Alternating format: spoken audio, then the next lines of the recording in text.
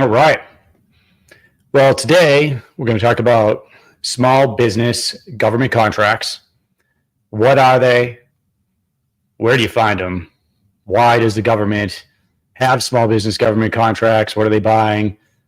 Who's doing the buying? How can you win them? All of that stuff. We're going to cover all that today.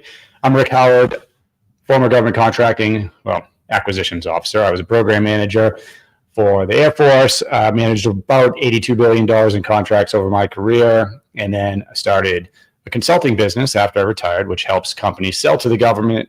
And through that, and eventually, here we are, I have GovClose, which trains public sector sales professionals. So it's been an interesting journey for me, probably an interesting journey for a lot of you. And if you're just hearing about government contracts for the first time, you can head over to our YouTube channel. I've got tons of basic 101 content here. But today it's going to be all small business contracts. So let's make sure that everything's working here. See someone, John, awesome man. Hey, John, can you hear me? I'm going to do a test in the comments here. You guys could throw questions at me as we're live. It's all good. I'll get to them eventually. If I don't get to them, you can always just leave a comment in the live video. After these are published, you can always rewatch them on whatever platform you're watching it on, and I'll get to them there. I always get to the comments, and I try to answer everything. So that's that.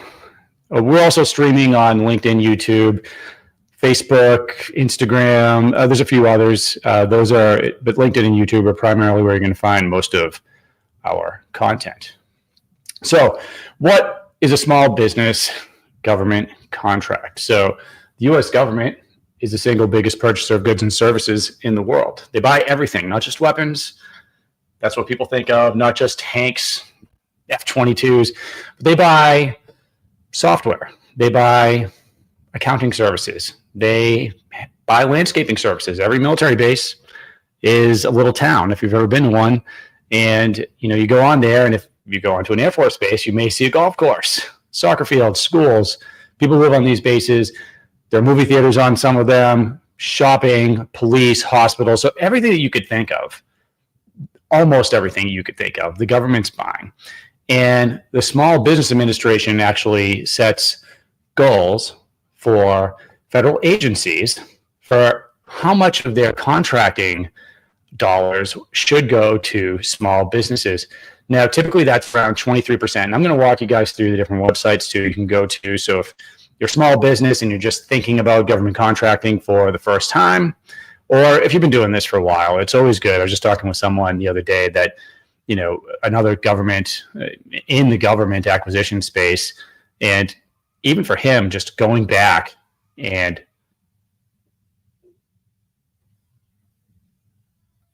all right, hold on one second here. All right, sorry about that. A little bit of delay. So anyway, yeah, what we were talking about is just going back in time and looking at the 101, hey, what is a small business defined by? What are the codes associated with a small business? Where do you actually register your business? We're going to go through all of that right now. I'm going to go. Oh, thanks, guys. Hey, King. Good. You see the chat? Awesome. Tanvir, you're in there. Good to see you as well. And by the way, I got distracted there for a second, just so you guys know. Another thing that's nice about government contracting, you can do it from almost anywhere, unless you're actually going to meetings and whatnot. I run my operation from the basement, and of course, I have all my kids home upstairs, and it sounds like the house was about to fall down. So I can't wait to go up there after this and see what actually has taken place. I'm going to, thank you. Great. Well, that's awesome. Love all the comments and everything. I'm going to share my screen here, and we're going to start looking at how the SBA defines some of this. We can see my little guy right down here in the corner. And let's see here. We are going, I think this is the right one. All right, here we go. So first, there are a lot of different contracts when we're talking about what the federal does, what the federal government is buying, their small business contracts. Now, they're not all going to be set aside. You hear the word set aside a lot, right? And I started off with there are goals that the SBA sets for the different federal agencies. I'm going to actually go over what those goals are for FY25 as well. But I think just starting off basic, what is a small business contract versus a large company contract? Well, to start off, there are going to be size standards, right? Depending on what your company does.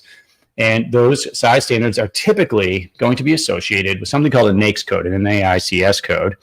And so for certain industries, and you'll have to look up your codes for certain industries, and I would say for a lot of them, if you have 500 employees or less, often that business is going to be defined as a small business.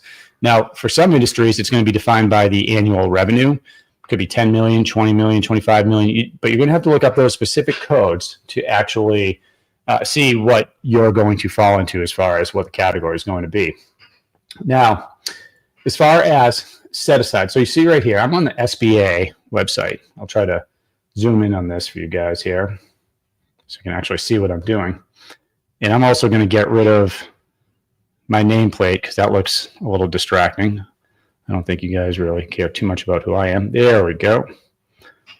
Hopefully you can see that better now. All right. So you can see here, they're talking about different types of set-asides.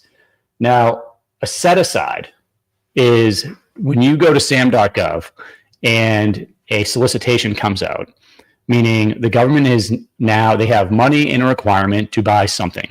Doesn't matter. Weight set, landscaping services, accounting services, F-22 parts, whatever that is. That solicitation could be set aside for a small business. And that would just mean that you have to be a small business in order to submit a proposal. Now, of course, you could go through the trouble of submitting a proposal if you weren't a small business, but the government is not going to look at that. They're going to discard that. You don't fit the qualifications. You don't fit the set aside type. Now, what you could do, though, by the way, is you could partner with a small business and potentially, as a sub, still get in there. Now, there's other types of set-asides besides small business, okay? And also, just because a solicitation is not set aside, right? It could say full and open competition, and we'll go to USAspending.gov and check that out. That doesn't mean a small business can't win it. That just means it wasn't set aside for small business from the get-go, all right? So here we can see, and by the way, go to, if you want like a really in-depth understanding of small business contracts, go to SBA.gov right here. That's where I am. There's a lot of information here, but I just wanted to kind of give you the reality and break it down for you. So you've got set-asides for small businesses. You've got set-asides for government contracting programs, and it kind of walks through all of that. It's talking about, hey, if it's 150 grand or less, it's probably going to be a small business contract. That's not always the case, but often when you're talking about smaller contracts, it could be. There are sole source contracts, right? So just to complicate things further, you could have a solicitation from the government set aside for small business, and that could either be competed among just small businesses, among woman-owned small businesses, 8As, or you could have a sole source contract to a small business. So there's several ways the government can award contracts. But let's take a look before we get into that. I wanted to just give you a big picture of how much, because a lot of people don't realize how high of a percentage the government spending for these type of contracts actually goes to small businesses, right? What are the goals? What are they actually being awarded? And by the way, guys, less than half of 1% of the small businesses in the United States sell to the U.S. government. And that's astronomical considering the U.S. government is the single biggest purchaser of goods and services, and they are required, the government's required to buy from small businesses. Now, this is an eyesore, but you can get this from SBA.gov as well. This is the small business FY25 small business goals for 2025. Now, each federal agency, they usually have a different goal for each agency, okay? And you could see the funding department here, and then the small business goal. you're also going to notice that they have a goal, not just for small businesses. They have disadvantaged business. They have veteran-owned small business. That's SDVOSB. They have woman-owned small business goals, hub zone goals, subcontracting goals. So there are a lot of these goals that the SBA is setting for the federal agencies. And I mentioned earlier that the agencies often exceed the requirement or the goal that the SBA sets for them. I'm going to walk you through that as well. King Gaming, you can find this on SBA.gov. Oh, actually, you know what? I'm going to make it easier on you. I'm going to take this and I'm just going to plug it into the comments. Just like that. Try to click on that link. That's a mouthful, but that should take you to this link. Now, check it out. Prime small business goal. Like some of these percentages are really, really high. Now, look, I came out of the DoD. And by the way, Facebook, it looks like if you're watching this on Facebook, it didn't post that link. So you can go to SBA.gov. You could just Google this too. Just Google what the FY25 goals are. Now, I like looking at the DoD just because, look, 23% is the goal. Okay, that's for prime small business. But I also want you to understand, a lot of people think that these set-asides or these certifications that you can get, and that's what these are. So just, I guess, going back to 101. If you're a small business, and most of us are, even if you're doing really well, you could certainly be doing $5 million in sales a year and still be considered a small business. In fact, I can almost guarantee that you would be. By the way, I mentioned my kids here. I don't know if anyone has kids walking around while they're trying to work, but mine are jumping on a trampoline right now in the backyard. So I'm going to see which one of them has to go to the hospital first. Now, just going through here, you can take a look and see what the goals are. Look at some of these goals. Department of Interior, 50%. I mean, come on. That is extremely, extremely high. But you register your business to sell to the government in SAM.gov, and then sometimes you can self-certify for things, but most of these set-asides or these certifications that you're seeing here, woman-owned small business, SDVOSB, HubZone, where are the other ones? The other one, that 8A is the other big one, really. These are things you don't just sell, you don't just check a box, okay? There's an application process for these, and just because you have a set-aside certification does not mean contracts are going to fall out of the sky and land in your lap. Government contracting is hard. It is a long timeline, all right? So plan on 6 to 18 months to win your first government contract. It could take longer, could take shorter. I mean, there's always variation here, but there are also some advantages, okay? So despite the complexity, despite the length of time, what is great about government contracting is that the government has to publish all of their contracts, meaning there's criteria for each contract. So I can go and I can look at how much the government spends, who they're putting on contract, how much, what for. There's over 300 different actual criteria for each contract. So we can get a very accurate picture about how the government buys what you're trying to sell, or if you're working for a company, what your company's selling. We can see what can you actually potentially make. So these are the advantages. We can actually approach this very logically and have a very clear path. So although it is the long game, we can have a very common sense approach to this and not waste time and money doing things that aren't going to move the needle. So I'm a big fan of you knowing all the information going into this. Okay, so what do we know so far?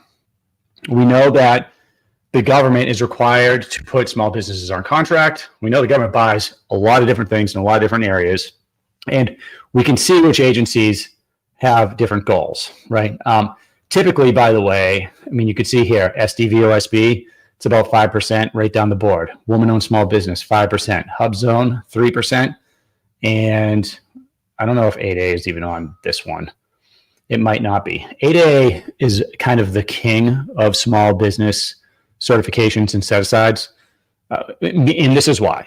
8A, again, even if you go through the process of getting 8A certified, contracts aren't going to fall in your lap, but it does relieve some of the policy and regulation that governs the way the government makes purchases, and it allows them to sole source contract to 8A companies a little bit easier.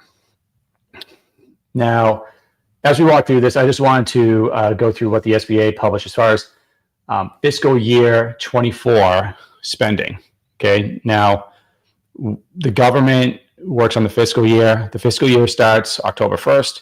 It ends at the end of September. So everything's measured in the fiscal year. And you can see here, what they're saying is that in between FY23 and FY24, we see this $4.6 billion increase in spending. Take a look here. I'm going to zoom in on this. All right. Fiscal year 24, small business spending, $183.2 billion. Okay. These are on small business contracts. Okay. And there aren't that many companies. We can actually find out how many companies won contracts, and we can do some simple math. I believe the average company would, and I'm talking, when I say the average, keep in mind, I'm dividing this number by the total number of companies. It's around 70,000. Average company, it's around high 2 millions, $2 to $3 million is what on average each company is making. So it's not nothing, right? I mean, this is, by the way, it's a lot more for some companies, a lot less for others, right? But look, so $183 billion, that's 28% of spending that went to small business contracts, okay? And the goal, remember, is usually on average around 23%. So what do we see here? We saw in FY23 it was 28.3%. So that's pretty consistent. FY22, 26. So year over year, not only are we spending more money on small businesses, but we're also, the percentage of spending is increasing. Now, what I am basically trying to figure out for this year, and if you guys, anyone on here knows the number, what I want to know is the number of small businesses that won in FY24 lower or greater than FY23? Because we have been seeing a downward trend. We've been seeing less companies engaging in the government contracting process year over year. Even if it did increase, it's not by much because, there's, I believe, over 34 million small businesses in the United States right now. And let me see here. We did some USAspending.gov. I might have to do a quick Google search.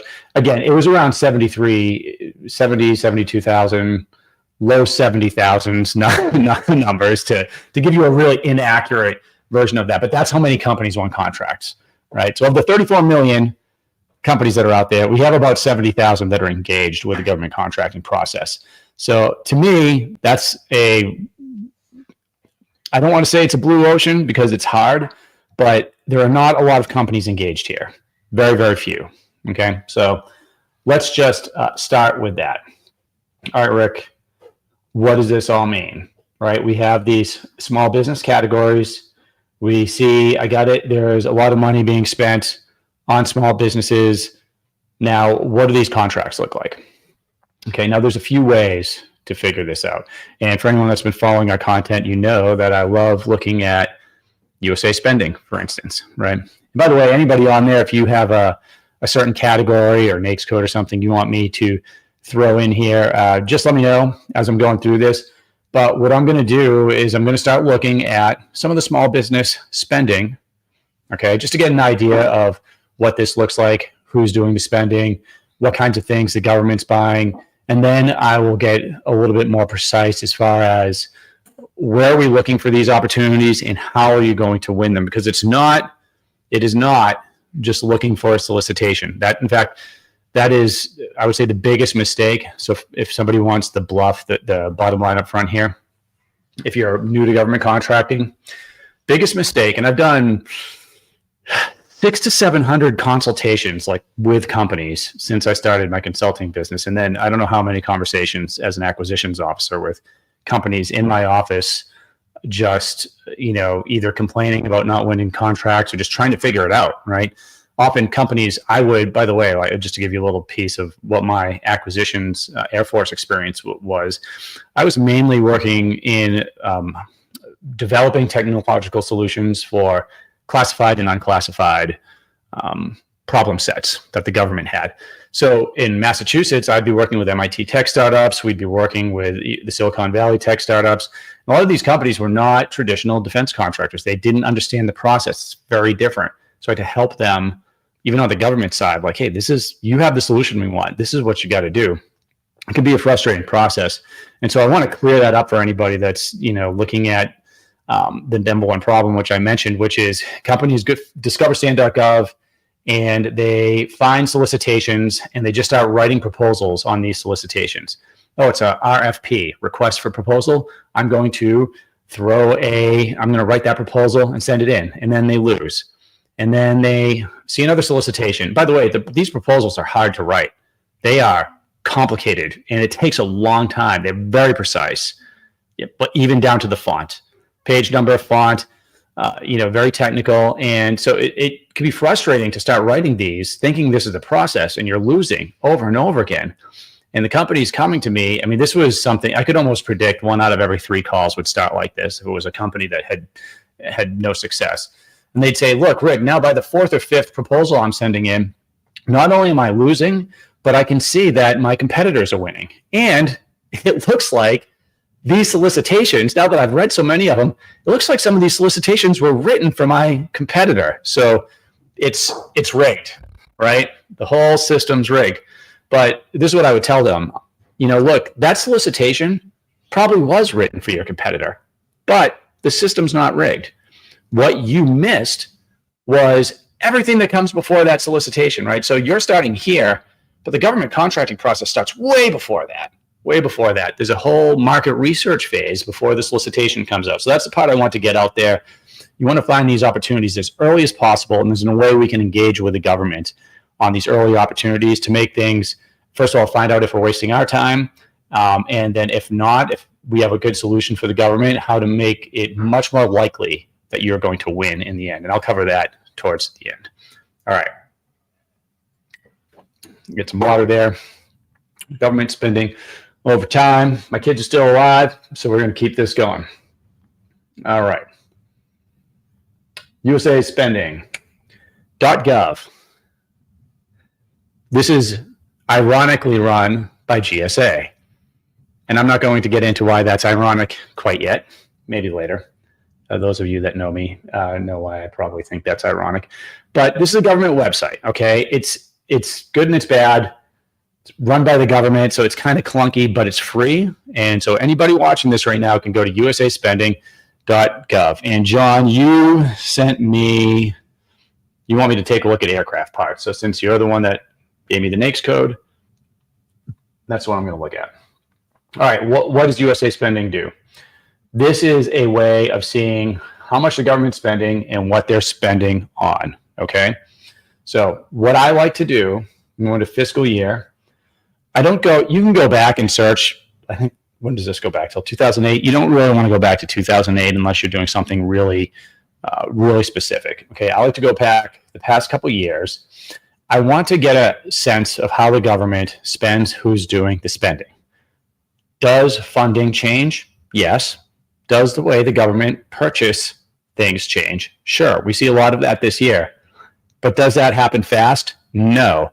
Even with everything happening this year, it is going to take a long time to make any big changes. Acquisitions reform is very slow. I'm going to be doing a video on YouTube on that coming up. By the way, if you guys haven't followed our YouTube channel, check it out. Just type in GovClose, GovClose, and check it out on YouTube. We have over 1.2 million views. We've got interviews with everything from CEOs of startups selling, government acquisitions officers, contracting officers, people in this space, a lot of instruction from me. We have proposal writing stuff. We've got SAM.gov, how to use SAM.gov, like very intricate advanced strategies on there. And of course, you can go to govclose.com if you want our 1-year training program, but that's where we're teaching individuals how to implement their consulting business, how to sell to the government, how to get an account executive job with a company selling to the government. So it's everything from 101 basics, I don't know anything about government contracting, to advanced strategies. And then we don't stop there. It's implementation. So we're helping them start a business. We're helping them get the job. We're helping them win the contracts. Okay, back to this. Stop selling, Rick. Okay. FY25. So we're going to go back. I'm going to go back to FY22. Okay. Now I want to look at a specific category because that's really what's going to help me. And John gave me aircraft parts. So that's a NAICS code that he gave me. So I'm going to plug that in. If anybody else has one, you can send it to me. 6413. All right. Now, first I'm just going to hit submit because I want to see what the total spending is on this. Every category of service, product, tech that the government buys is going to be slightly different. Okay. And that's one of the things I just want to get through to everybody here. So we have to be, this is where I say we can get a big advantage in winning government contracts. Understand the data. Okay. Let me zoom in on this so I can give you a little tutorial here. All right. What we're looking at, these are all contracts. We've got the contract itself. Is the contract number, and this is the company, Boeing, right? No surprise, this popped up because right now I'm looking at all contracts, not just small business. So you've got a lot of these bigger companies. It's also, I think, John, just because of the NAICS code you gave me, this aircraft parts NAICS code that, you know, just by definition, we're probably going to see a lot of the big defense contractors, right? They build airplanes. But let's take a look. Okay, and we can see there's a lot of information, obligations, like these are, I mean, what are we looking at here? Millions, billions, 1.6 billion to General Atomics. So that's section 1. Now, section 2, this tells us which agency is doing the spending. Okay. Now, this is the Department of Defense. It's telling us 54.13 billion. This is over, remember, I look FY 25, 24, 23, 22. So this is over the past 4 fiscal years. Okay, so that's kind of a total roll up. You can scroll through there, but that's not my point. So, and then there's one more section I want to show you, and I promise we'll stop looking at graphs and stuff here in a bit. And that is this results over time. So I do like to take a look at this because this is going to, and I'm about to, by the way, I'm going to take a look at this, and then we're going to look at how much was actually spent on small business. All right, so in 24, 16.8 billion spent total on this aircraft parts. This is just aircraft parts. FY23, 16.2 billion. 14.5 billion in 22. We're in FY25 right now. It ends at the end of September, and I've noticed a lag in the reporting of spending from agencies. So I would expect it's probably not going to really have an accurate idea about FY25 spending till January, at least in USA spending, but we'll see. All right, now the big question is, and you guys let me know what you think, how much of this spending do you think actually went to small businesses? I'm guessing, even though 23% is the kind of goal the SBA puts out there on average, I wouldn't be surprised if it's less than that just because of this category. But let's take a look. The way we do that is we go to ward type. Sorry, that is incorrect. Recipient type. And I'm just going to click small business. Okay. Hit submit again. And if USA spending works, then we're going to get a idea here now of within that NAICS code. Oh, and actually, let's see, was I right or wrong? Okay, FY24, $2.4 billion. So, and what did we see? I think it was around $16 billion. Is that correct? That that was spent in FY24. So, but still, that is really significant, right? That's a significant amount of spending. So, John, hopefully that answers your question on aircraft parts. Now, this is not, I'm not giving this is government, this is small business contracts. I'm not going to do a total breakdown here. But what my students do in GovClose, what I do with clients, and if you're looking at this and you're trying to figure out, how this applies to you, how you can win some of these small business contracts, the next steps for this are as follows. 1, I want to know who I'm targeting, right? So if I'm a small business, I need to know the agencies that spend money on small business contracts for what I'm selling, right? We could see here it didn't change, but it often does. It was DoD was the biggest purchaser. It's aircraft parts, so of course it stayed the same. But it is telling us we can go to sub-agency, and there are tools you guys can pay for. I'm using this because it's free and everybody can actually use it. And I see some other questions here.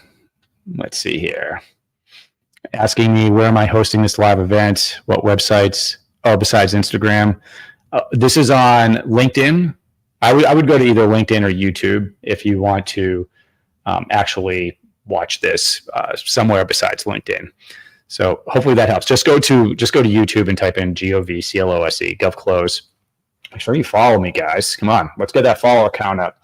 But this is really important. Okay, let me zoom in on this. I'm totally guilty of, because I can see it just fine. See this DLA, Defense Logistics Agency? John, that's a big hint at who you want to be selling to, right? Because we want to know, you don't want to just, we're not throwing darts. Remember earlier I said that people that don't win government contracts start out with a solicitation? With some exceptions, that is true, right? Every little industry is different. But I want to find out about the opportunities as early as possible, and I need to know who I'm selling to. It does not surprise me that Defense Logistics Agency is involved here. Now, if you pay for something like GovWin IQ, HireGov, like you can get, they have tools that really break the data down a little bit more, but I could start looking at, okay, what is the exact office that I'm going to be working with here at DLA or in the Air Force? Because the Air Force is a big place, right? There's tons of acquisition shops all over the place. I was at Hanscom Air Force Base, but there's 2 PEOs. There's, I don't know, probably between 6 and 10 divisions. I don't even know how many branches there are, 30. And then each branch could have hundreds of people in it. So you want to know, that's just one base. We want to know exactly who we are selling to. So in John's case, John asked me about aircraft parts. Well, now I know that, at least with a few clicks of a button, that Defense Logistics Agency, Air Force, and Army are kind of the top 3. Now, there's a lot more to know here. I want to know how they put small businesses on contract for these parts. I want to know, if John has a special, and I know, I think John is a SDVOSB, but if not, he probably could be. So I would want to know, all right, well, who awards service disabled veteran-owned small businesses, the most contracts? And it might not be DLA, it might be the Coast Guard down here. But even though this is $132 million they're spending, if this is the agency that awards to service disabled veteran-owned small businesses, and John's business, it has that certification, then this is his target, okay? And this matters. So this is really the first step, everyone, in if you're trying to determine either should I be selling to the government or trying to put together a strategy for selling to the government. Research, it's not looking at SAM.gov, it's going back and looking what has the government spent money on in the past 3 or 4 years, because that is going to give us the roadmap. All right, there's a few other questions here. Before I get off of this, let's see if we can answer everyone. Oh, I got another NAICS code here. Be the cause. NAICS code 332710. Okay, let's try this one more time. Now, I will say this, guys. Again, the website can be kind of clunky, so I like to just start over if I'm going through this and typing a bunch of codes in. So I'm going to do this one more time for everyone. FY25, FY24, FY23, FY22. We're on USAspending.gov. Be the cause gave us this NAICS code 332710 for machine operations. Okay, I'm going to go down to the NAICS code 332710. Okay, so you can see here, guys, what's also cool about USA Spending is you can just click on the NAICS code or product service code drop down, and it's going to give you a bunch of the actual codes. So we'll just click on that. So machine shops. All right, so let's submit. Remember, this is going to give us total spending for both small and large businesses. Okay. Again, solicitation, company name. Got it? Look at this, DOD again, but far less spending, right? So this is total, and it's $239 million spent from the DOD, And each year we've got, what do we got here? In 2024, $76.5 million, 2374. Here's something else, be the cause, just to think about here. This is not the only code that whatever machine shop or machine operations things are, services are, products are that you're selling, guaranteed there are other codes, probably multiple other codes that the contracts are falling under. So there's more spending than this. All right. Contracting officers, I've seen the exact same thing awarded under like 15 different codes. That's just the way of things. Okay. But what this does do is it gives us a good big picture idea of the spending. It gives us an idea of who's doing the spending, right? But DoD, let's look at the sub-agencies here. Navy, Army, Defense Logistics Agency, okay? And this is for all contracts for all company sizes. But this live stream is about small businesses, so we want to know how much of this is going to small businesses.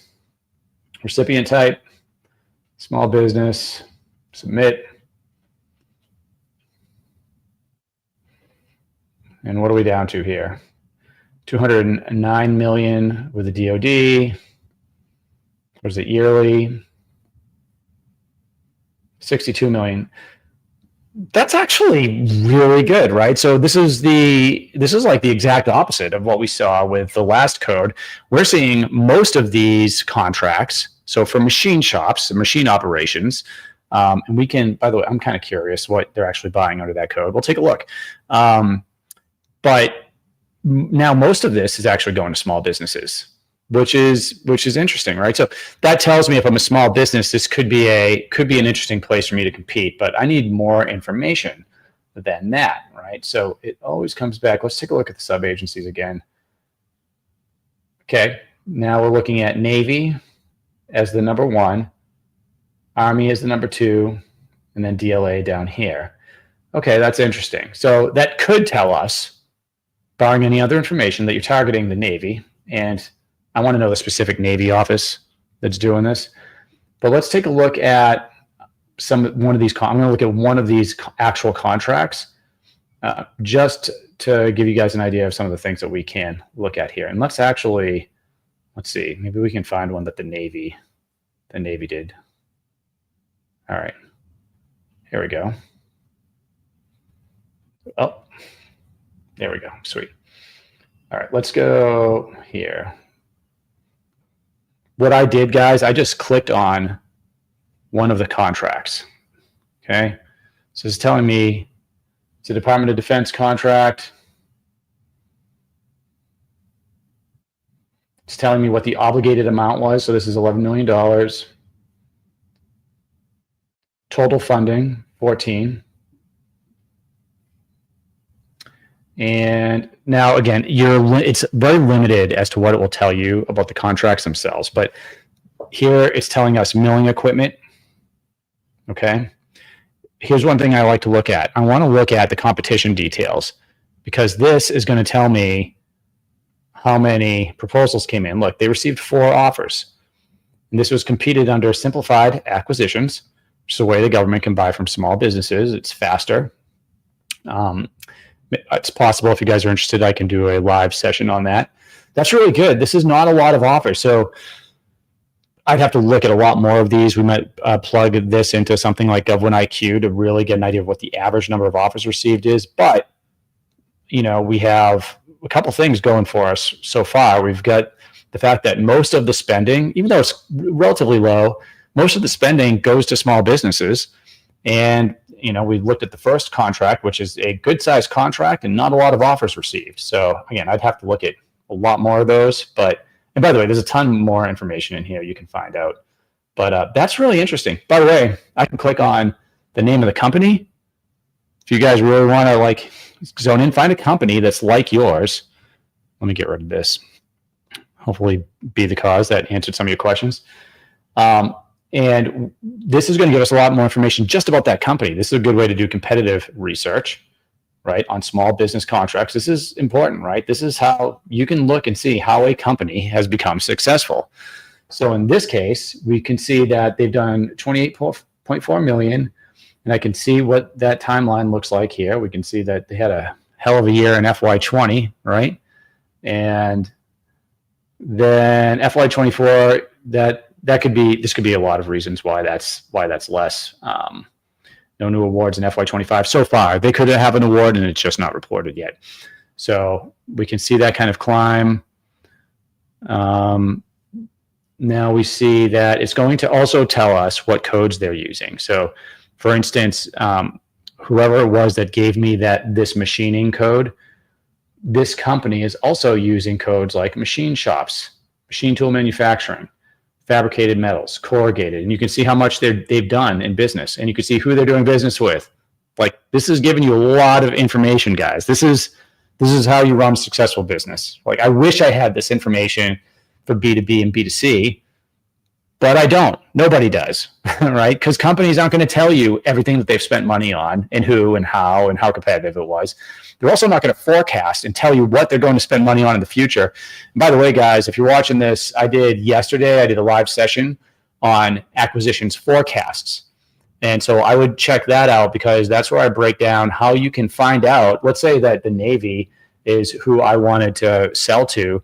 I could find out like what that specific Navy shop is forecasting over the next 3 years, how much they're going to spend, get the contact information. It's all there. So check out that if you want to know the future, like what they're going to be buying.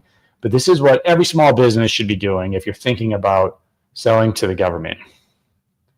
Okay, now I'm getting a bunch of people throwing some codes at me here from different resources. Guys, up to you. I mean, I could do this all day. I do this all day. So, I mean, we could stick here. If you want me to move on, just let me know in the comments. But, as long as, people are interacting and giving me questions and things they want me to look up, then I can stick around here and do a few more.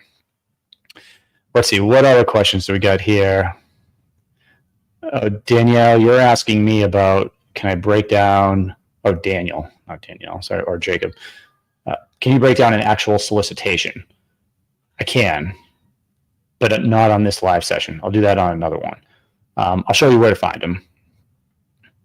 And let's see here. ARW Solutions. You want to look at electrical contractors? No, sure, we can look at that. It's a good one to look at. Hey, ARW Solutions, if you're still on, let me know if you have any set-asides or certifications. You may not be registered to sell to the government, but if you are, throw that in there too, because we could take this a step further and we could really geek out on some of this information. Which I'm sure some of you, I'm just boring to sleep right now. But if if there's something interesting about government contracting, if there's something kind of entertaining about it, it's how much money is being spent on the backside of this. So it's simply doing a little bit of research, understand the process, understand that the government buys from small businesses, how they buy from small businesses, who's doing the buying. And you can look at these companies like I just did, and we can figure out how much they're making, right? And kind of get an idea. We look at enough of them, what's in the realm of possibility for you to make. All right, so we're going to do this again here, and we're going to look at electrical contractors, all right?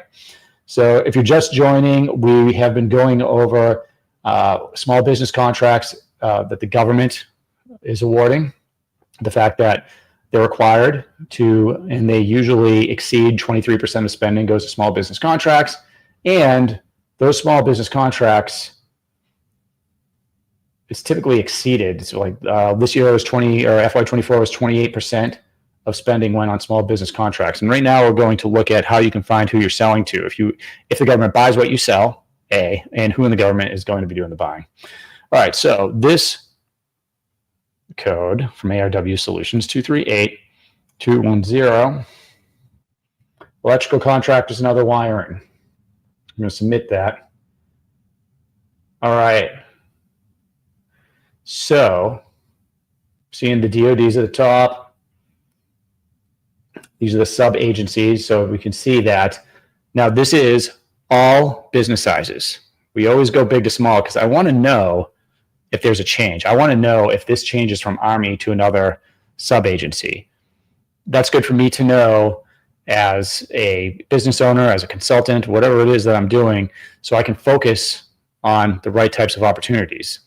The VA, for instance, if you're a service disabled veteran owned small business, there's some categories where almost 100% of the awards are going to companies with that type of certification. So let's see here.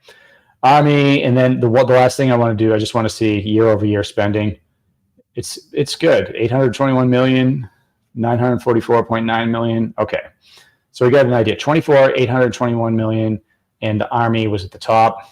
Now we're going to down select to recipient type, small business. Okay. So now we're going to get an idea of how much of that 821 million last year went to small businesses.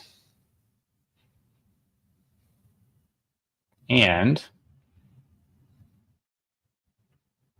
the answer is 563 million, right? So that's really, really good, right? That's not 23%, right? I don't know what the percentage is, but it's more than 23%. It's like 60% or something, right? Yeah, that's huge. So again, another category where small businesses are killing it. But that doesn't really mean anything, except that this could be a good category for you, right? What else do we want to know? Well, what was it? Army was at the top for all business. But hey, check this out. Check this out, ARW Solutions. The VA is the number one purchaser. Now that we've down selected, now that we have removed the large businesses, I just hit my mic.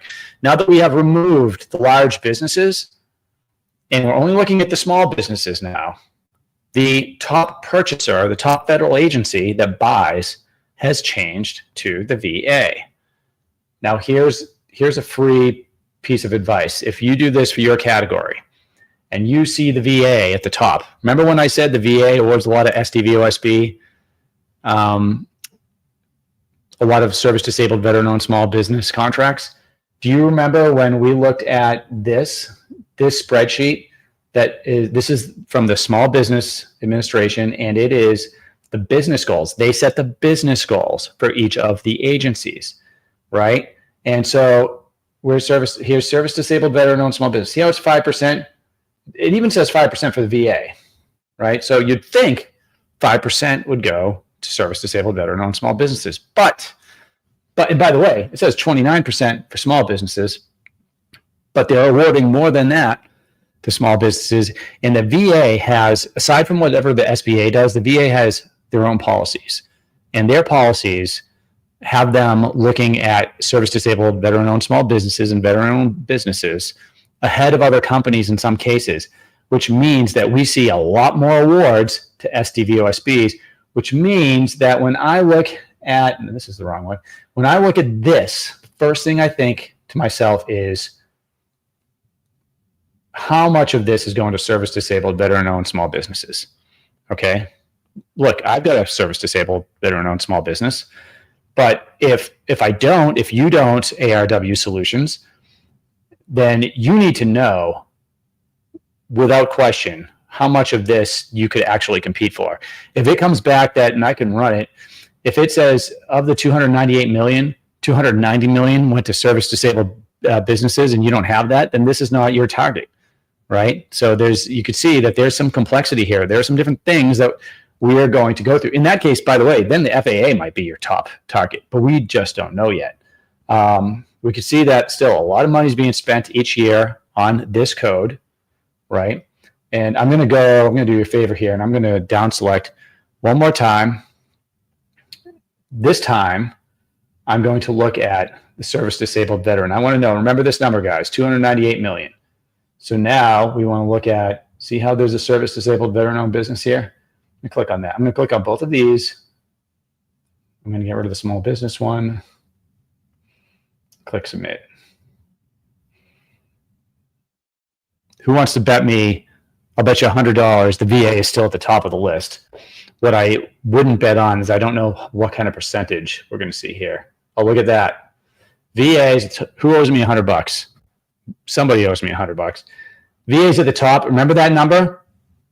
Dude, this is almost all of it is going to service disabled and veteran-owned businesses. So if, and I don't know if you're still on here, ARW Solutions, but I just got out of that. But if you don't have a veteran-owned business, then the VA is not your target. So I just helped you out there, hopefully. All right, we got another one here. Treehouse Juicery. Waste collection. All right, why not?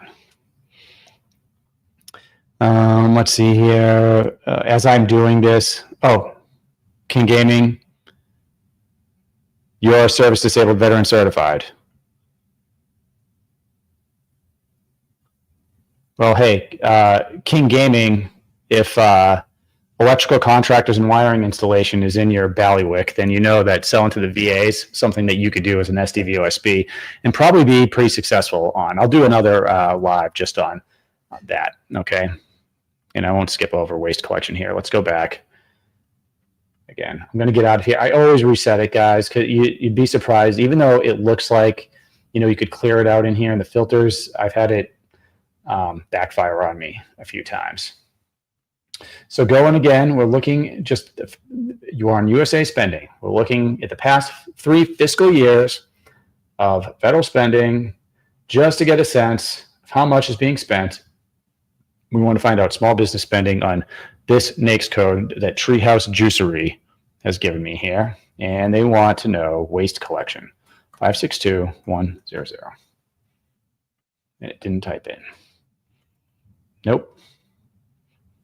I'm really getting, I don't know about you guys, but I was never great at typing to begin with. Why didn't that? Nothing came up there. What did I? Oh, I typed it in wrong.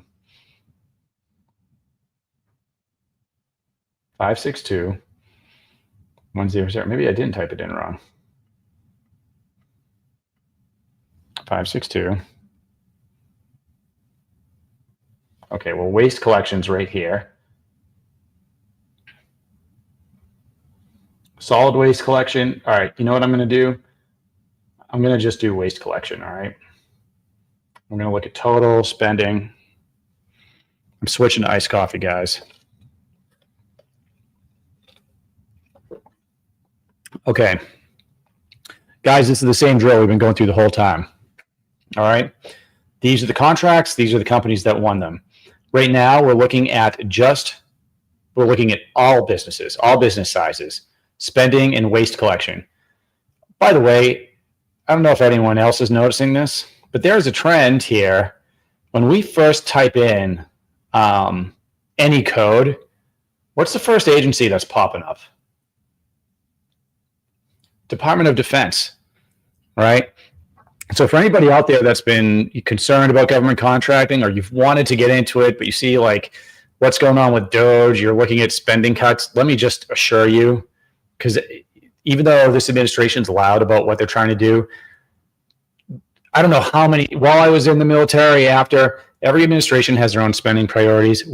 Our government has tried acquisitions reform, major acquisitions reform, over and over and over and over again. It's just really loud right now. But we already know we're going to be spending more money next year than we did this year. And they're already talking about an extra $1 trillion in Department of Defense and infrastructure budget. We're going to be, look at what's going on right now overseas. We are going to be spending more money, and we're going to be spending a lot in the DoD. And this is it's not just a trend. This is for a lot of categories of spending. The DoD is just going to be right up there. So it's usually going to be a focus area. All right. I want to look at year over year just because that's what my brain can understand. This is very strange. This is waste management, right? And this is, well, is it? It's, wait, hold on. What am I looking at? Waste collection. So solid waste, hazardous waste, and other waste. My first question, if I'm putting by the way, this is usually what I'm doing on consulting work. If I am putting a sales strategy together for a company, if I see this for one of their services, I've got a lot of questions. Why in FY23 is it 394 million and it over more than doubles in 24? And then it goes from 870 million to 2.7 billion. Why? So from 2023, FY23, 394 million to FY25 is $2.7 billion. Why is that? There's a reason for it. I can guarantee it. I don't know what the reason is. I could speculate. They might have changed some of the NAICS codes because they do that, right? So you may have, if you check a code and you don't see any spending there, it doesn't mean there's not necessarily any spending. They might have changed it. if you check a code and there's a ton of spending and then it dies off in like 21, 22, they may have just come up with a new code. But something happened here, and it may have nothing to do with the code. It might have to do with, hey, there's a new waste management service the government is, really spending a lot of money on. Maybe it has something to do with the fusion news that we've seen out of the Department of Energy or something. Probably not, since DOD is the top purchaser here, but something's going on here. I want to know what it is. All right, but that's not why you guys are here. It's small business. Stay on course. Stay on target. All right, so let's look. Remember these numbers. $2.7 billion in FY25, $870 million in 2024. This is all businesses. How much of that is going to small businesses? Oh, I also want to know who's my target. Right now, it's the Army, followed by the Air Force. I can't imagine it's not with that much spending. So the Army has clearly been spending a crap load of money on waste management. No, I got to get out of this. Recipient, we're going to go to recipient type, small business. Okay, let's see what changed. Still Department of Defense. Still the Army. But by the way, what did it shrink from? Like $3.2 billion to $229 million? That is a dramatic reduction, right? Which means most of that money went to large businesses. Yeah. Remember how big 2025 was? Now it's 210 million. It was 2 point something billion. FY24, 257 million. 23, 200. This is interesting. You know what I'm thinking? Sometimes when you're doing data analysis,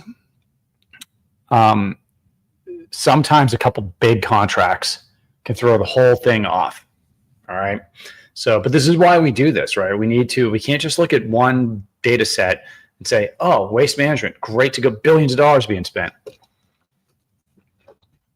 That could be $2 billion going to, I don't know, GE or like Honeywell or something. And then you remove them, and maybe for a small business, it might not be such a great move.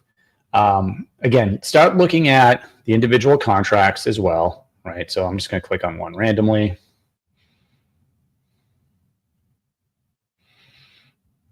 And again, it's given us some information here. It's talking about different options that have been spent. An option year, typically what they're talking about when you see these option years is if it's a service that's being provided, you might win in fact, one of our GovClose students, I won't say his name here, but he just won in direct. He used the acquisition forecast method that I went through on the last live session, and he won potentially a $10 million contract. So it's a $2 million a year contract. He won the 1 year plus 4 option years after that. Okay, so those option years provided you're doing good work and the funding's there, the government can exercise those option years. And this is why people put up with the ass pain of government contracting, folks. This is, it can be very lucrative and it can be consistent. All right. But it takes a little while to get the ball rolling. And a lot of people don't ever figure out the formula. Okay. And we'll talk about like pipeline development. We do this on other calls. What I wanted to look at here, I just wanted to take a look at acquisition details and competition details. Okay. So this was a full and open competition, Treehouse, and there were 6 offers received. That's not that much. I've seen some of these I've opened up 30 offers, 40 offers received. So again, we'd have to look at a lot more, but yeah, it looks like an interesting niche. So yeah, hopefully that answers some of your questions. Let's just go through some of these over here. Okay, King, we already looked at that. You're service disabled. KDKA Media. What is your take on subcontracting following FAR 19? Can you give me a little more information on that in the text, and I'll let you know. I have a lot of thoughts on subcontracting, actually, and I don't have that FAR clause up right in front of me. But if you have a really specific question about that, then I can tell you what I think. or do a whole other episode on it if something's changed there. Okay, insightful, awesome. You're in Silicon Valley. That's great. By the way, I was also looking at other transaction authority yesterday. If you're in Silicon Valley, take a look at the DIU website. Just type DIU into Google, the Google machine. DIU utilizes other transaction authority to put companies on contract. There's not a ton of stuff that goes through there, and probably nothing in waste management, but you never know. Something could pop up, and they're right over there in that area. I briefed those guys post Air Force when I was working for a company. No problem. Golden Dome money. Well, we're sending a lot of money in a lot of places. Yep. All right, cool. So, all right, I don't see any direct questions anymore for USA Spending. So let's hit the final part here of what I wanted to discuss today with small businesses. And just to recap, if anyone's just getting on, this is what we've gone over so far. A, the government's required to put small businesses on contract. The government is the single biggest purchaser of goods and services in the world. On average, it's supposed to be around 23%. The SBA sets goals for each federal agency. They've been exceeding those goals each year. And in FY24, it was around 28%, $180 plus billion went to just small business contracts. Also, around 70,000 small businesses are selling to the government, at least from FY24. And that is less than half of 1% of all small businesses in the United States. I think it's a lot less than that, but you guys could do the math. All right. Well, and again, I'm just trying to hammer home the opportunity for companies to sell to the government here. There's spending that goes up every year. Often the number of companies trying to sell to the government is decreasing, not increasing, right? And I'm trying to change that, but there's an opportunity there. Okay, so great, Rick. You've hammered home how much the government's spending. You've shown us. We've gone through competition. We've looked at how we can tell the difference between big companies and small businesses. We've looked at even how competitive these little niche areas are and how to research them on SAM.gov. Let's see here. You may have covered this, but is your acquisitions method? Some of my I have a lot of free information on YouTube, Treehouse. The way to really learn it is to do it, right? But you do want to do some research first. So yes, go to my YouTube channel. You can learn a lot there. If you want to be a part of a program and have a community where, GovClose, I personally onboard everybody. We have a great team. We have just under 200 people in GovClose right now. It's a combination. It's not a course. It's, yes, there's on-demand training, but it's, yes, government contracting 101, but then it's building a roadmap, just building off of way more in depth what we just did with USA Spending. We're building a sales roadmap. We're taking all the information, building a sales strategy. Then I'm showing building a pipeline. So everyone in there builds a pipeline of opportunities before I'm showing them how to find them before the solicitation comes out. We have to build a pipeline of opportunities that we can actually close so we can make a certain amount of money each year. And then we go through all the advanced strategies. But then it can't just end there, right? Because that's just slides, right? That's just videos where you're training. That's just, you've put together a pipeline, but you have to execute.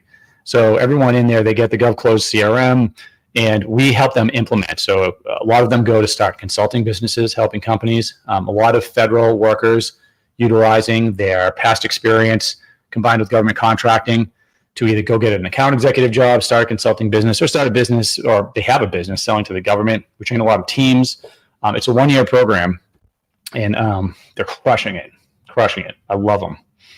They're killing it. So now we've gone through all of that only to get to SAM.gov. This is where your business has to be registered to sell to the government. So if you want to register your business, you can do all of that right here, right? So you register your entity, see if I can zoom in. Just click Get Started. There's a bunch of things you have to do here, right? But there's nothing cosmic about it. By the way, some people will try to charge you to register your business in SAM.gov. Now, If you just don't have the time, you're a busy business owner and you don't want to do it, great. But you do not have to pay somebody to register in SAM.gov. In fact, I want to say there's something in here that talks about that gives you some guidance, some government guidance as to who should be registering your business. I think it should be you, because most of the information in here you're going to have. It is not cosmic. It's actually quite simple. And look, you can go right in here. There's an entity registration checklist. All right. So if you're not registered, this is not going to be a video about how to register your business, guys, because I can see a few questions coming in there. But here's, if you click on it, this is the checklist, and I'll let you can go, anyone can go to SAM.gov, go through this. It's going to tell you everything you need, your business name, incorporation, state of incorporation. So you do need a business to register here, right? And, some other things. I'm not going to go through that ad nauseum, only to say that you register your business on SAM.gov, right? And now, is there a situation where you don't have to be registered in SAM.gov? I'll let you guys guess.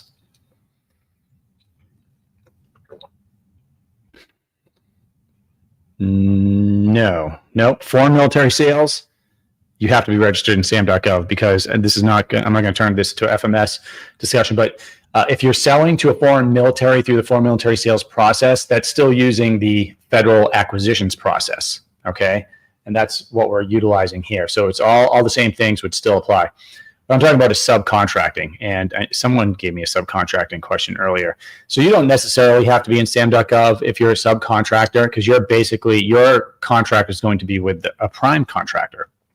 But I would highly advise you to be registered in SAM.gov if you are going to be doing that. Now, that's registering. Where do you find these opportunities for small businesses? Okay, so this is where SAM.gov is going to put out contracting opportunities. I mentioned earlier, we are looking for opportunities before the solicitation comes out. Okay, that's the goal. But eventually, in most cases, a solicitation is going to come out. And assuming it's an opportunity that goes through SAM.gov, because they don't all go through SAM.gov, GSA, some other transaction authority stuff you might not see here. But assuming it's coming through here, it can come through set aside for a small business. It can come through set aside already for the type of business you have. Someone on here was a service-disabled veteran-owned small business, so it can come through set aside for that. Here's how you check. Hit contracting opportunities, which I already did. Let me back up. SAM.gov. Go to SAM.gov. Click search in the menu. Then what we're going to do is click on contracting. This button right here. Clicking on contracting. Okay. Now, as I scroll down, I want to see, I'm just going to look for opportunities that are set aside for small business. Okay. And here's the notice type. Right now, I'm going to show you what small businesses look for when they're typically failing in government contracting, when they're just starting out, and then I'll show you what to really look for. I'll give you that for free. I talk about it all the time anyway. Okay, but this is a solicitation. Solicitation, again, just to so everyone's on the same page. A solicitation. This is when the government has funding, because the government needs two things to put you on contract. They really need more than that, but they need funding to put you on contract. They need the money, and they need a requirement to put you on contract. And that's not just a guy saying, I need this. That's an official process where something becomes a requirement, right? So it could be aircraft parts, like we looked at earlier. It could be something else. It could be accounting services. Then it's going to, most people in the government know nothing about how government contracting works and will never be able to put you on contract. There's a very small, I keep using the term less than 1%, but it is less than 1% and far less than 1% of people in the military or other government agencies are going to be a warranted contracting officer. A warranted contracting officer has the authority to commit funds on behalf of the U.S. government. There are a lot of rules behind that. But when a solicitation comes out, they have everything lined up. And they're basically usually asking you to write a proposal on these solicitations. Now, I can see some of these are going to be set aside, meaning if something's set aside for small business, that means only a small business can bid on it. You can see there's a lot of set-asides that are listed here. Total small business is the top. And I think KDKA actually asked me about FAR 19. This says FAR 19.5. The FAR is huge. The federal acquisitions regulations are talking about thousands of pages, right? So now that I have those on there, this is going to be, these should all be contracting opportunities that are set aside for small business. And there's 2,000 of them, okay?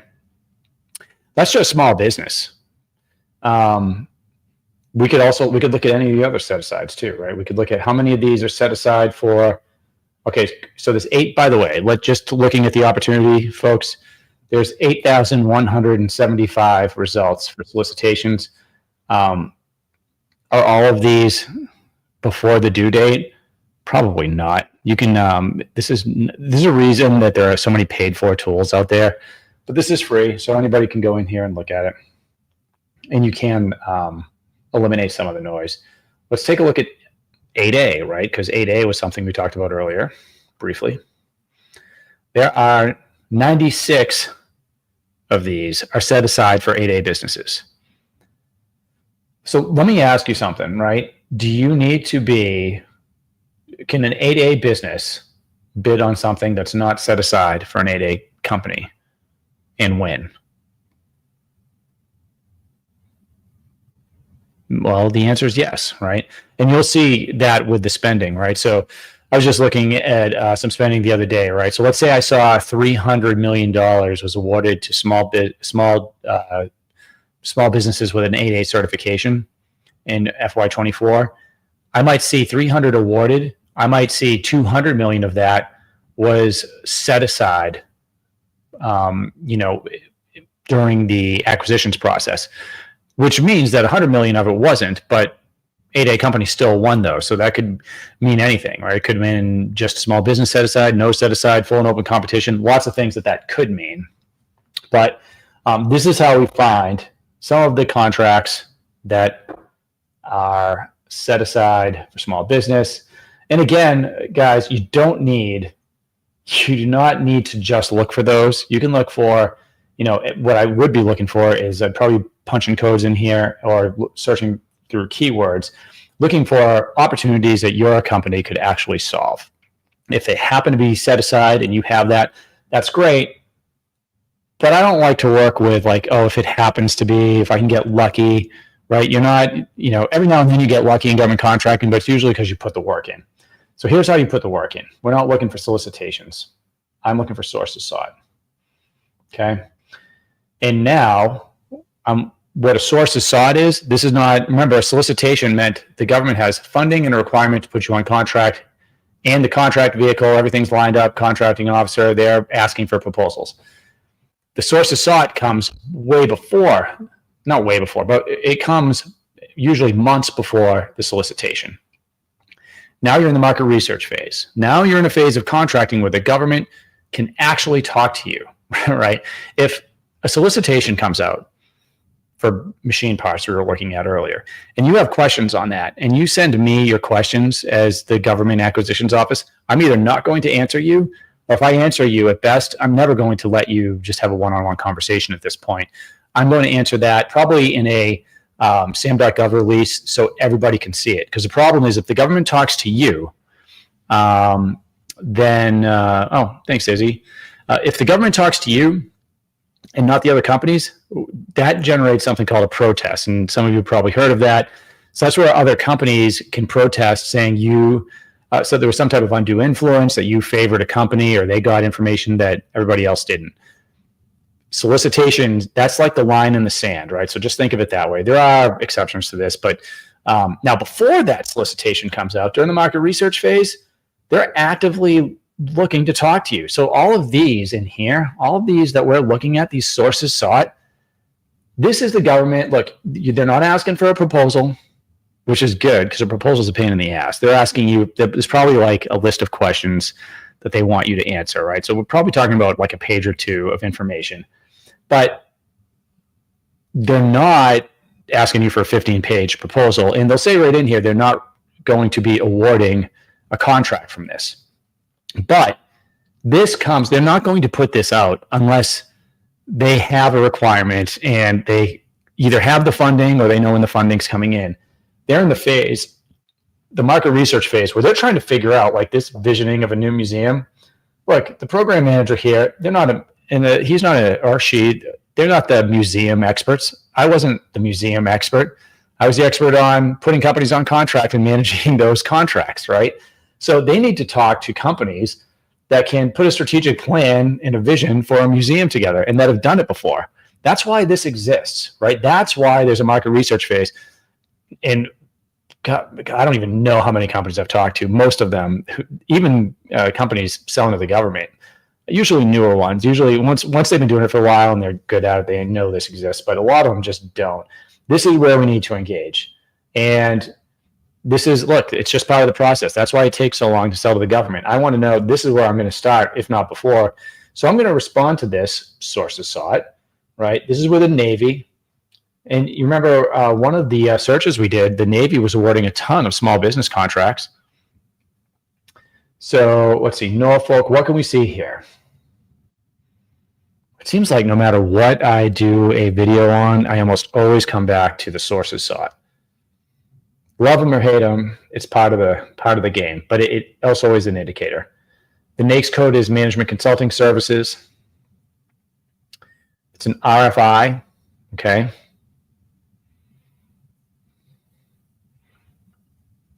Can there be a standing search notification for sources saw it for a type of business? John, do you mean, can you set up a search for sources saw it in USAspending.gov? Yeah, the answer is yes. You have to be logged in to do that, but I'm not sure that that's what you're asking. Okay, so when we go down here, somewhere in here, it's going to say this is not going to result in a contract. But by the way, here's the dirty little secret. You can respond to a sources saw it and still get a sole source contract. Let's say you're the only one. You could respond to this. You're basically helping the government write the solicitation, right? You can put anything you want in this sources saw it.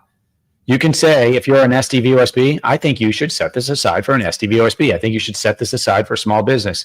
They don't have to do it, but you can make these recommendations. If this is for a museum, I could be like, hey, we think, if this was my expertise, again, you want to make sure that you have past performance, that you are an expert here, but hey, we've done 10 projects like this, and 7 of them we've started using augmented reality to do some of the tours in the museum. And this has improved attendance rate by 14%. It's increased revenue by 3%. It's blah, blah, blah, give metrics like that.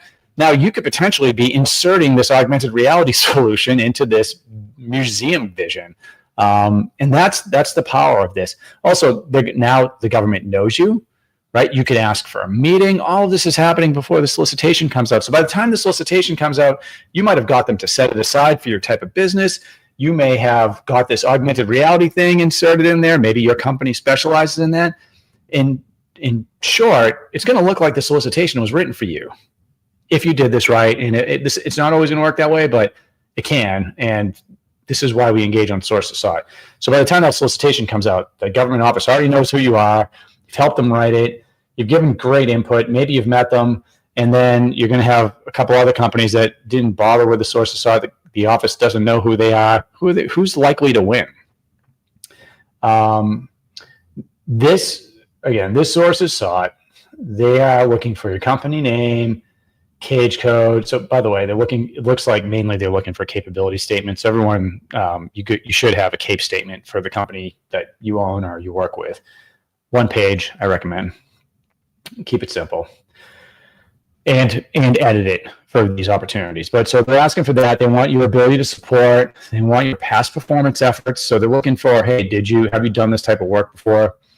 Provide contract. By the way, this is why, if you've heard me rant on, because there's this like notion out there in the social media that you can middleman these government contracts. Bad idea, and very difficult to actually pull off because they're basically trying to match these with companies that do the work, and they're trying to take a piece in the middle. But look, the government does not want a middleman. The government wants you to have past performance. Ideally, you have government past performance, but you don't have to. you have to start somewhere, right? But it's a lot easier after you already have the government past performance. These are all different. Indicate, hey, can you be the prime contractor? If not, someone was asking about subcontracting. Can you be the subcontractor, or are you going to be using subcontractors? So they want to know, right? They want to know who's doing the work, who's doing the subcontracting. A lot of these are going to have percentages and whatnot. I know who the contact is because it's in here. It's not, see, this is what I was talking about. This is not an announcement for contract, request for proposal, a promise to contract, or any commitment, right? Because it's not yet. And because of that, they can talk to you. That's the value here. If this is my first contract, can I use military or civilian past performance? Well, I would absolutely try to, right? So I'm going to put in there that in King Gaming, I think you said you're an SDVOSB, right? So without knowing everything about your business, a good path forward, a good way to get yourself in there would be you could go after with the VA because they use that SDVOSB so much. You could try to win a contract with the VA, your first one, utilizing so if you have, when you say military or civilian past performance, there's a difference between having a job for a company. Like, let's say you wanted a program management job, right? You wanted you were going to provide, if this was for program management services, like a 5-year PM services contract, and you're trying to make the case that you have past performance as a program manager because you were a program manager in the Air Force or with General Dynamics. That's a little wishy-washy. If you had a company, if you have a company, and you should, if you're bidding on these, if you have a company and you have provided program management services commercially, that's different, right? Like that is certainly, I would say it outweighs you having a job somewhere because it's you as a business owner providing a service to a company. Now, again, it may not meet the requirement of the contract if they have a scoring mechanism that wants federal past performance, but I would personally view it as a lot higher. And that, by the way, like companies win contracts, their first contracts. It happens all the time. You're going to win it somehow. So you want to take whatever you've done in the past and put it in the best light possible. But use your advantage. Use your SDVOSB. Like look for the places where, like the VA, where you could get in there and have a little bit of more preference. And you can also subcontract to get that past performance.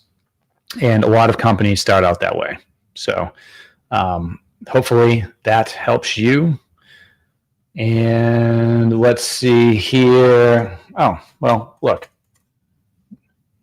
This is my get off the stage card. If anyone wants in-depth training, this is not like an easy 3-day course. It's a 1-year implementation program. If you do want to get into government contract, if you want to learn government contracting, how to sell to the government, and you want to turn that into one of 3 revenue sources. So that is selling to the government, your business selling to the government. That is getting a JOB with a company. So these are, I'm talking high pay account executive jobs. My first one was $320,000 a year, right? That was a contract. So like these are high paid. They want to know that you know what you're doing. But just to give you some like reference, I mean, we've had kids in their 20s go through our program, walk in, compete against 40 plus seasoned pros and win those type of jobs. Because no one understands the data like we do going through it like this. So when you're able to go in and tell a company, hey, this is how much the government spends on your company each year. This is how they do it. These are contract mechanisms. This is how long it takes. You need this contract vehicle. You don't have it. You're focused on the wrong agency. This is the office. Like you're blowing people away. Like very powerful. And of course, my favorite is starting a consulting business because I like having those extra streams of revenue coming in. And you can do that and have a job. I've done it. A lot of people in the program are doing it. Again, this is a year-long program, so it's not for everybody. But if you do, if that's you, maybe you have a veteran federal background, yeah, go to govclose.com, check that out. Would love to either at least talk to you about it. You know, we have a free training, and then we have 2 people that onboard. We have one person, Hal. He onboards anyone with military experience. And we have Luke. He onboards everybody with maybe a federal background or a professional background.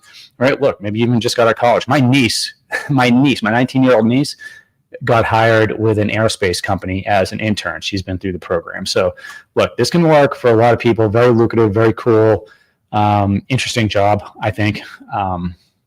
Thanks for watching, everyone. I might do these every day. Let me know if this has been helpful. And I promise not to get too salesy on here, even though I just gave you that. And I am also, maybe I'm not. I was going to say that, oh no, when I hit end stream, it's going to play an ad. So I have no control of that. It's already set up that way. But probably be here tomorrow. Also, let me know, like, hey, what's the best time for you guys? All right. All right. We'll see you next time.